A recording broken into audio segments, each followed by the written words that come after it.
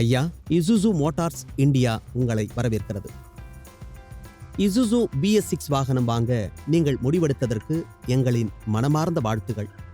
இந்த விருப்பத் தேர்வின் மூலம் ஒரு தூய்மையான, பசுமையான மற்றும் பாதுகாப்பான சுற்றுச்சூழல் உருவாக்கத்தில் ஒரு பொறுப்புள்ள குடிமகனாக உங்களை நிரூபித்திருக்கிறீர்கள்.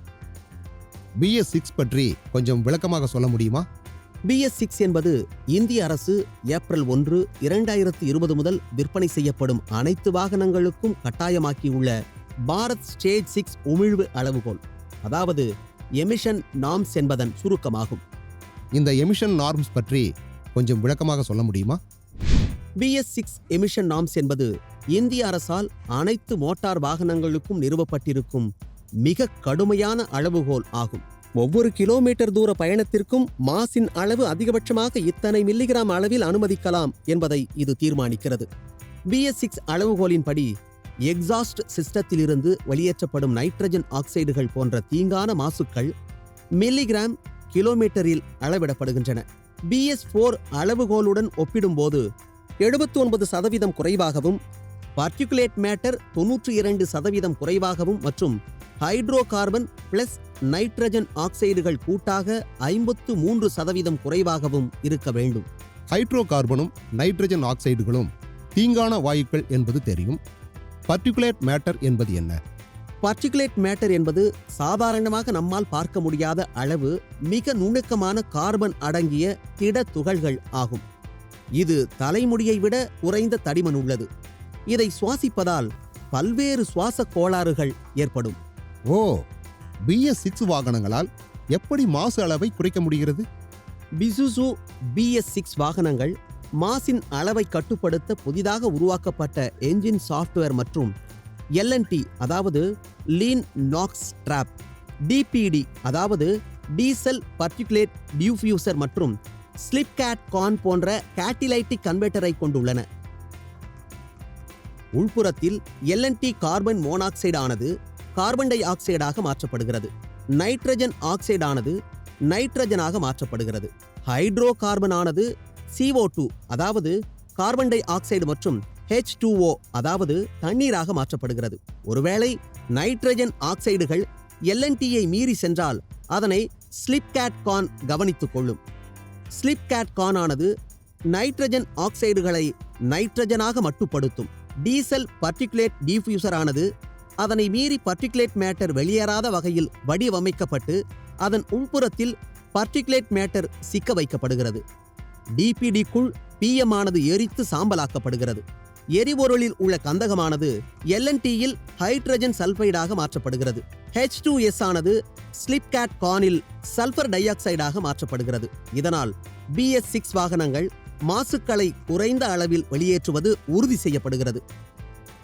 இந்த அமைப்பு சரியாக செயல்படுவதை உறுதி செய்ய ஒவ்வொரு வாடிக்கையாளரும் BS6 எரிபொருளை மட்டுமே பயன்படுத்த வேண்டும் மற்றும் இசுசு BS6 வாகனங்களுக்கு இசுசுவால் பரிந்துரைக்கப்பட்ட லோ ஆஷ் டீசல் என்ஜின் ஆயிலை பயன்படுத்த வேண்டும். ஒருவேளை நான் BS6 டீசல் மற்றும் இசுசுவால் பரிந்துரைக்கப்பட்ட என்ஜின் ஆயிலை பயன்படுத்தவில்லை என்றால் என்னவாகும்? DPDயின் உள்ளே சிக்க வைக்கப்பட்டுள்ள PMக்கு என்னவாகும்? ஃபில்டர் அடைப்பட்டுள்ளதா என்பதை நான் எப்படி தெரிந்து கொள்வது? உங்களுடைய கேள்விகள் எல்லாவற்றுக்கும் ஒவ்வொன்றாக பதில் சொல்லுகிறேன், கவலைப்படாதீர்கள். BS6 அல்லாத மற்றும் பரிந்துரைக்கப்படாத என்ஜின் ஆயிலில் கந்தகத்தின் அளவு அதிகமாக இருக்கும். அதிக அளவிலான கந்தகம் LNT கேட்டிலைட்டிக் கன்வெர்ட்டரை அடைக்க ஆரம்பிக்கும். இதனால் இன்ஜினும் எமிஷன் சிஸ்டமும் சேதமடையும். எனவே தயவு செய்து BS6 டீசல் எரிபொருளை பயன்படுத்துவது மற்றும் உங்களின் வாகனத்தை ஒழுங்காக டீலரிடம் சர்வீஸ் செய்து கொள்வதை உறுதி செய்யுங்கள். இப்போது உங்களுக்கு DPD பற்றி விளக்கமாக சொல்லப் போகிறேன். DPDயில் பார்ட்டிகுலேட் மேட்டர் அடைத்துக் கொள்வது என்பது வாகனம் ஓட்டப்படும் நிலைமைகளை பொறுத்தது.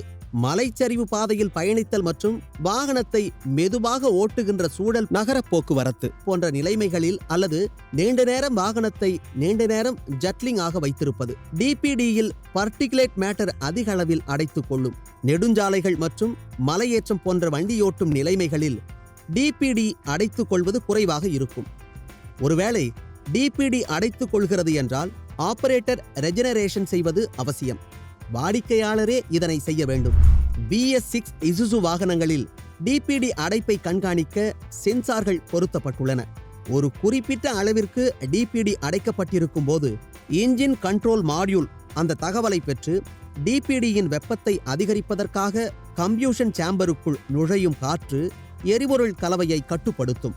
வெளியேற்றப்படும் வாயுக்களின் வெப்பத்தால் பார்ட்டிகுலேட் மேட்டர் DPDக்குள் எரிவதுடன் ஃபில்டர் அடைப்பும் நீங்கும். ஆட்டோமேட்டிக் ரெஜெனரேஷன் என்ற இந்த செயல்பாடு ECM ஆல் நிகழ்த்தப்படுகிறது.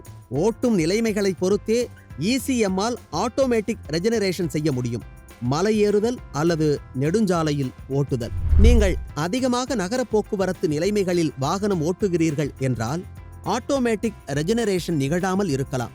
இச்சமயத்தில் இன்ஸ்ட்ருமெண்ட் கிளஸ்டரில் DPD எச்சரிக்கை விளக்கு பிளிங்காக தொடங்கி ஆபரேட்டர் ரெஜெனரேஷன் செய்ய வேண்டியிருப்பதை ஓட்டுநருக்கு தெரியப்படுத்தும். ஒரு நொடிக்கு ஒரு முறை என்ற வேகத்தில் பிளிங்க் ஆகும். நீங்கள் ஆபரேட்டர் ரெஜெனரேஷன் செய்யாமல் தொடர்ந்து வாகனத்தை ஓட்டினால் DPD விளக்கு மிக வேகமாக பிளிங்காக தொடங்கும். நீங்கள் உடனடியாக ஆபரேட்டர் ரெஜெனரேஷன் செய்ய வேண்டும். ஒரு நொடிக்கு 3 முறை என்ற வேகத்தில் பிளிங்க் ஆகும். DPD எச்சரிக்கை விளக்கை புறக்கணித்து ஓட்டுவதை தொடர்ந்தால் DPD முழுமையாக அடைத்துக் கொள்ளும். இது இன்ஜின் மற்றும் எமிஷன் சிஸ்டத்திற்கு கடுமையான சேதங்களை ஏற்படுத்துவதுடன் சில சமயங்களில் வாகனத்தை செயலிழக்கவும் செய்யும். MIL அதாவது மால் ஃபங்க்ஷன் இண்டிகேட்டர் லேம்ப் மற்றும் DPD எச்சரிக்கை விளக்கு ஆன் ஆகும். 2 விளக்குகளும் ஆன் ஆகிவிட்ட நிலையில் ஆபரேட்டர் ரெஜெனரேஷன் செய்வது சாத்தியமில்லை. மேற்கொண்டு பழுது பார்க்க உங்கள் இசுசு டீலரை தொடர்பு கொள்ளவும்.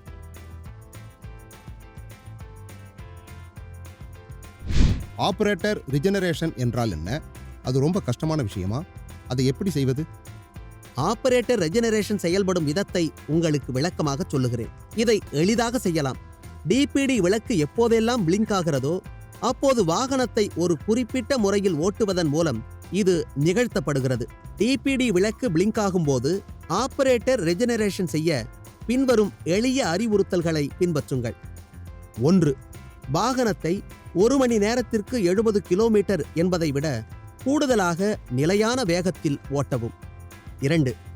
இன்ஜின் கூலண்ட் டெம்பரேச்சர், வாகனத்தின் வேகம் மற்றும் இதர நிலைமைகள் ஒன்று சேரும்போது DPD ரெஜெனரேஷன் தொடங்குகிறது. 3. DPD விளக்கு பிளிங்காவது நிற்பதுடன் அது ஆன் நிலைக்கு மாறும். இது ரெஜெனரேஷன் தொடங்கியுள்ளது என்பதை தெரிவிக்கிறது. DPD விளக்கு ஆஃப் நிலைக்கு மாறுவது ரெஜெனரேஷன் முடிவடைந்தது மற்றும் சிக்க வைக்கப்பட்டிருந்த பார்ட்டிகுலேட் மேட்டர் எரிக்கப்பட்டது என்பதை தெரிவிக்கிறது. DPD சுத்தம் செய்யப்பட்டுவிட்டது. முக்கிய செய்தி கூறுகள். அனைத்து நிலைமைகளும் இணக்கமாக இருக்குமானால் DPD ரெஜெனரேஷன் செயல்முறை முடிவடைய சுமார் 15 நிமிடங்கள் தேவைப்படும். மணிக்கு 70 கிலோமீட்டர் ஆனது ஒப்பீட்டளவில் அதிக வேகமாகும். தயவு செய்து சாலை பாதுகாப்பு ஒழுங்குமுறைகளில் மிகுந்த கவனம் செலுத்தவும். வாகன மற்றும் இதர சாலை பயன்படுத்துவோரின் பாதுகாப்பிற்கு நீங்களே பொறுப்பு. போக்குவரத்து சிக்னல் போல இடையில் நிறுத்த வேண்டியிருந்து ஆனால் இன்ஜினை தொடர்ந்து இயக்க வைப்பீர்கள் என்றால் ரெஜெனரேஷன் செயல்முறை தடைபடாது. ரெஜெனரேஷன் நடைபெறும்போது ஜட்லிங் வேகமானது அதிகரிக்கும் மற்றும் அப்போதைக்கு வெண்ணிற புகையானது வெளியேறலாம். இது சாதாரணமானது. ரெஜெனரேஷனுக்கு இடையில் இன்ஜினை அணைத்து அதை நிறுத்தினீர்கள் என்றால் DPD விளக்கு சுவிட்ச் ஆஃப் ஆகும்.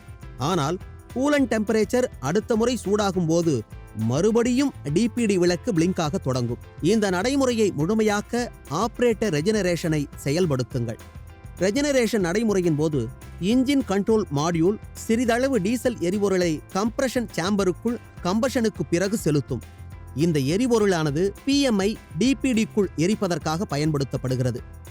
சிறிதளவு டீசலானது படிப்படியாக இன்ஜின் ஆயிலுடன் கலந்து குறிப்பிட்ட நேரத்திற்குள் இன்ஜின் ஆயில் லெவலை கொஞ்சம் கொஞ்சமாக அதிகரிக்கச் செய்யும். இன்ஜின் ஆயில் லெவல் அதிகரிப்பது தவறியக்கம் ஆகாது.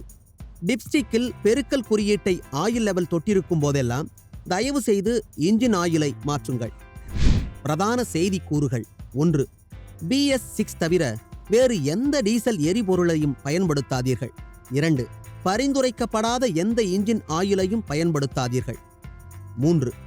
DPD விளக்கு எப்போதெல்லாம் பிளிங்காக தொடங்குகிறதோ செயல்முறைப்படி ஆபரேட்டர் ரெஜெனரேஷனை நிகழ்த்துங்கள். 4. ஒழுங்கான இடைவெளிகளில் உங்களின் வாகனத்தை இசுசு டீலரிடம் சர்வீஸ் செய்து கொள்ளுங்கள். 5.